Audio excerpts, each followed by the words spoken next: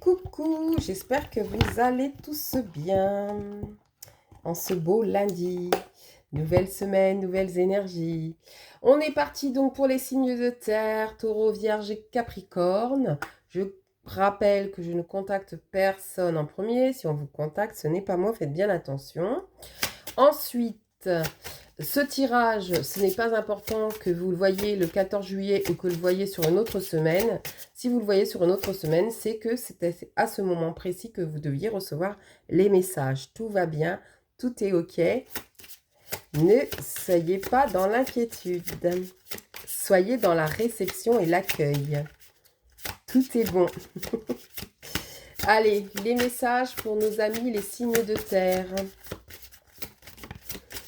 Quels sont les messages? Ok. Allez. Donc, cette semaine, comme d'habitude, je prends les signes astro. Et puis, j'ai pris la libération énergétique et l'oracle chamanique pour cette semaine. Allez, on va aller voir donc pour les signes de terre, qu'est-ce qu'on a au niveau de la libération énergétique? Qu'est-ce qu'ils doivent libérer cette semaine pour les signes de terre? Qu'est-ce qu'ils doivent libérer cette semaine? Les signes de terre. Qu'est-ce qu'ils doivent libérer cette semaine? Ouh là là!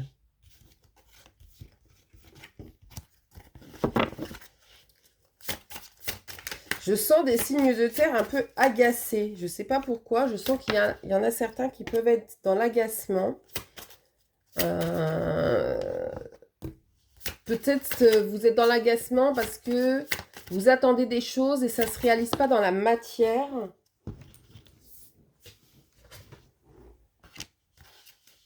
Ouais, c'est ça. c'est ça. Ok. Ça arrive, hein, pour certains, ça arrive. Soyez patients et patientes. Ça arrive.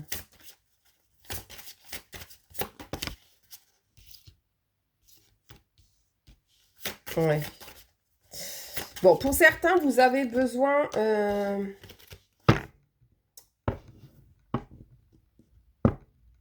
Pour certains, vous avez besoin de renouveler votre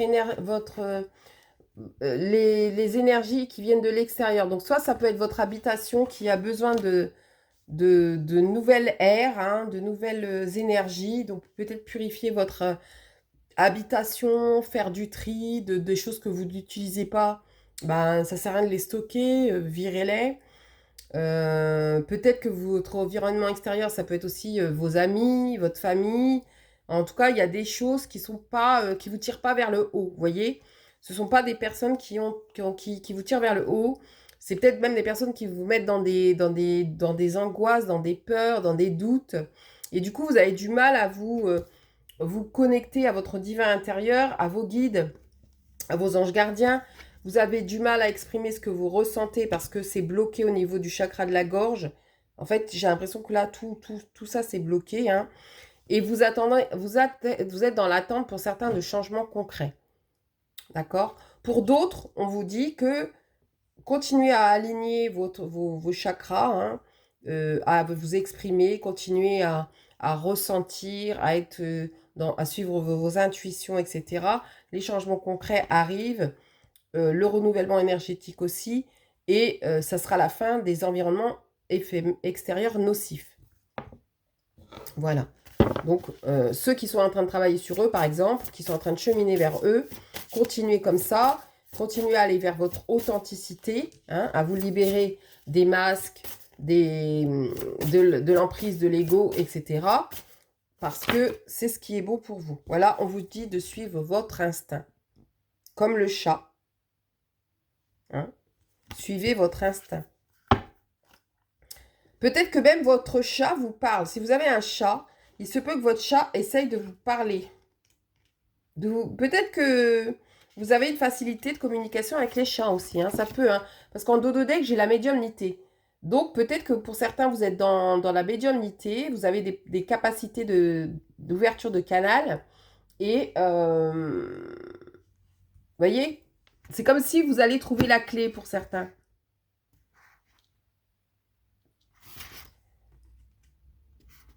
Et je pense que votre chat vous guide. Restez fidèle à sa nature. Je suis l'instinct qui s'illumine, spontanéité qui devient mémoire ancestrale. Des origines créatures sauvages, indépendantes, je vole en liberté avec les ailes de mes sensations. J'accueille l'esprit animal qui devient mon guide. Le chat sent, perçoit, il est vigilant. Ses sens le guident, avisé et respectueux. Il n'admet pas de contraintes, il est fidèle à sa nature, il est libre. En constante écoute de son environnement, il reste souvent indifférent à la confusion qui l'entoure. Il observe ce qui se passe avec détachement.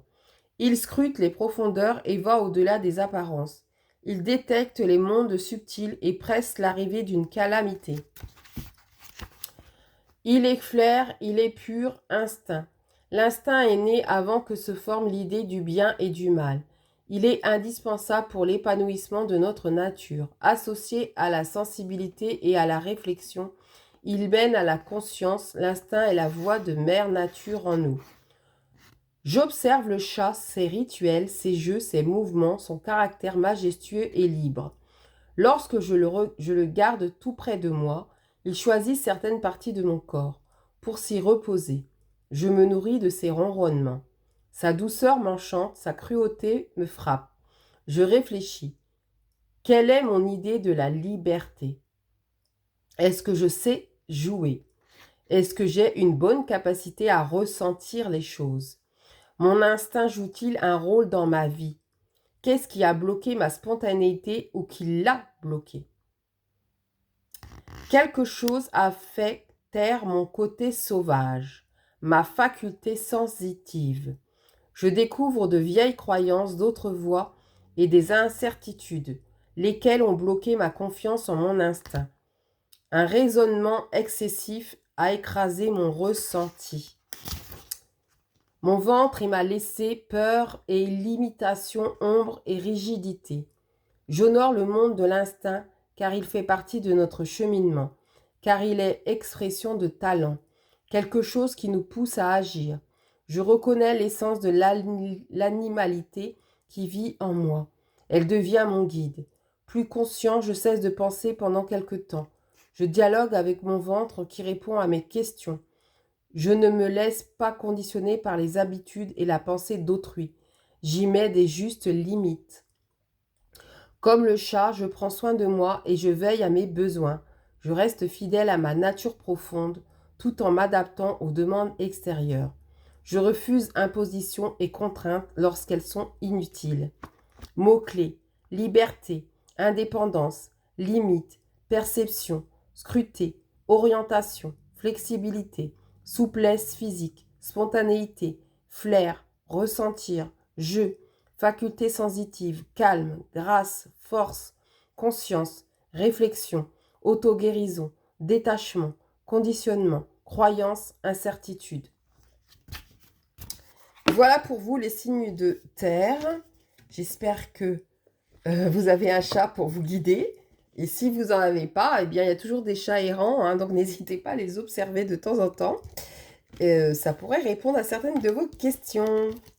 Alors, en ce qui concerne les messages de votre groupe, des groupes de terre, aujourd'hui, on te demande de te détacher de ton mental. Tu as un chakra du 3e œil qui est très fort, sauf qu'aujourd'hui, au lieu d'être connecté à ton intuition, il est connecté à ton mental et cela te bloque dans une phase de stagnation.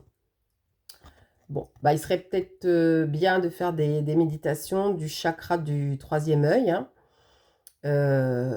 Et puis aussi de tapoter un peu pour réveiller la glande, hein. Ça peut être une idée. Aujourd'hui, on te demande d'entrer dans une énergie de réalisation. Le moment est venu de donner vie à ce qui est important pour toi. Les jours et les semaines qui arrivent vont être très importants et t'apporter les résultats que tu attends. Donc là, ce que je ressens, les signes de terre, c'est que ce n'est pas le moment de lâcher prise. Que ce soit votre signe solaire ou ascendant, ce n'est pas le moment de lâcher. Voyez, continuez, soyez persévérants, persévérantes, soyez dans la résilience, dans le dépassement de soi, hein, vraiment. Aujourd'hui, on te demande d'être spontané. Ne cherche pas à contrôler ce que tu dois dire, faire ou ressentir. Laisse venir à toi tout ce qui se passe intérieurement et extérieurement. Tu vas alors vivre de très belles choses. Voilà. Ne réfléchissez pas. C'est-à-dire que si vous êtes en communication avec quelqu'un, dites ce que vous pensez. Ne cherchez pas à plaire, ne cherchez pas à ne pas blesser si, par exemple, vous avez des vérités à dire à certaines personnes et que vous savez que ça peut être blessant. Mais ouais, mais c'est ce que vous pensez. Donc, dites-le. N'ayez pas peur du après, en fait. Exprimez votre vérité. On a chacun en nous notre vérité, notre propre vérité, et on a droit de l'exprimer. C'est pas parce qu'il y a des gens qui sont pas d'accord avec nous que c'est faux. C'est OK. Aujourd'hui, il y a une partie de toi qui peut tout mélanger. Cela donne alors un brouillard énergétique, et tu ne sais pas par quoi commencer pour amener le renouveau que tu souhaites. Définis tes priorités pour avancer par étapes afin de retrouver la lumière que tu attends et qui est en chemin pour toi. Bon, donc voilà, définissez vos priorités. Est-ce que votre priorité, c'est votre professionnel? Est-ce que c'est votre vie personnelle? Est-ce que c'est votre vie familiale? Quelles sont vos priorités? Définissez, planifiez, voilà, faites des planifications. Essayez d'exprimer aussi vos besoins, hein, clairement, parce que si, par exemple, vous êtes accompagné ou vous êtes en relation et que vous voulez approfondir votre professionnel, forcément, vous n'allez pas avoir trop de temps à accorder à l'autre personne. Ce qui est logique, en fait. Donc, va falloir accepter que cette personne va devoir accepter que vous êtes plus, qu'il ou elle n'est pas votre priorité et que vous allez faire selon vos besoins à vous. Peut-être avant vous aviez justement tendance à passer les besoins des autres avant les vôtres et là vous allez changer d'optique et c'est ok. Ça fait pas de vous quelqu'un de mauvais ou d'égoïste. Ça fait quelqu'un de vous de quelqu'un qui prend soin d'elle-même et de ses besoins. Point. Donc voilà pour vous les signes de terre. N'hésitez pas à laisser des commentaires ou juste un coucou, ça fait toujours plaisir. Voilà, voilà. Prenez soin de vous, cœur sur vous et à bientôt.